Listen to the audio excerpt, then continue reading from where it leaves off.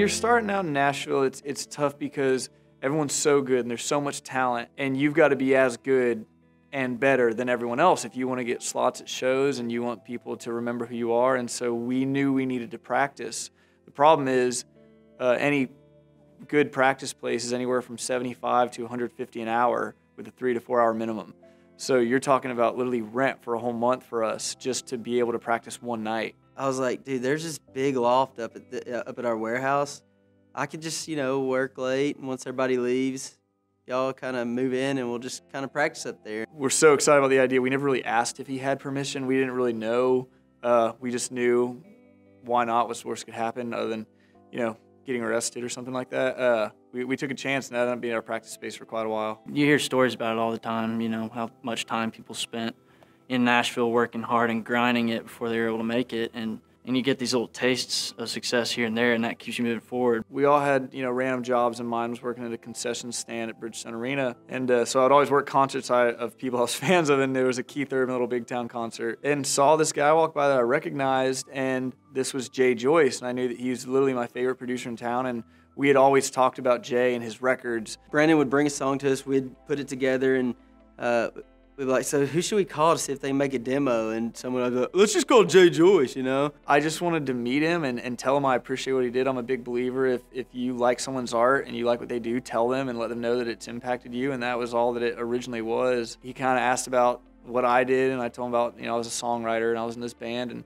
he just kind of nonchalantly threw out, you should stop by the studio sometime, play me some of your music. And so to actually walk in his studio and sit down and him press the record button and start working things out, like you're having to constantly pinch yourself and say, am I really working with Jay Joyce right now? It was one of those moments where we were like, this guy believes in us, we might have something. He's got this amazing way of getting the best out of you, and he won't accept anything but that. We hadn't played a show in Nashville for a while, so we thought we'd have this show and invite our friends and fans and family out. Played this small room, and we played a show, and we walk off stage in our green room are these guys standing there, and we didn't recognize any of them except for one in the back was Jim Catino, and he was A&R at Sony. And the whole executive staff was there and approached us and said, what they thought about the set and how much they loved it, and pretty much right there with a handshake said, would you all be interested in a record deal with Sony? When you get a record deal, you're like, all right, we did it. And in a sense, you did accomplish something, but there's a lot more after that. We spent a lot of time on the road in between playing shows and festivals, going to radio stations and meeting people and kind of seeing how the whole process worked of just getting your music on a national platform. I mean, literally, I don't think Eric had ever been on a plane before we got a record deal and started flying around. And so the idea of getting your music out, you realize that, okay, you play some shows in Georgia and Tennessee and Kentucky or wherever.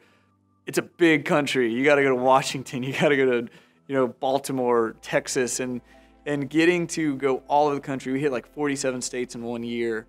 And meeting all those people and seeing how big of a scale this is and what it's going to take to get your music out to all those people was definitely eye-opening, but it really, really rewarding at the same time. For a long time, we've played a bunch of shows that was the only people in the venue were us and the bartenders. So I've loved the past, year or so as we visit cities multiple times. For a while there were a few more people in the room each time, and then once we started getting some traction with radio, there's a lot more people in the room every time. It's really interesting to be on this side of it now, and it makes you even that much more proud of what we did.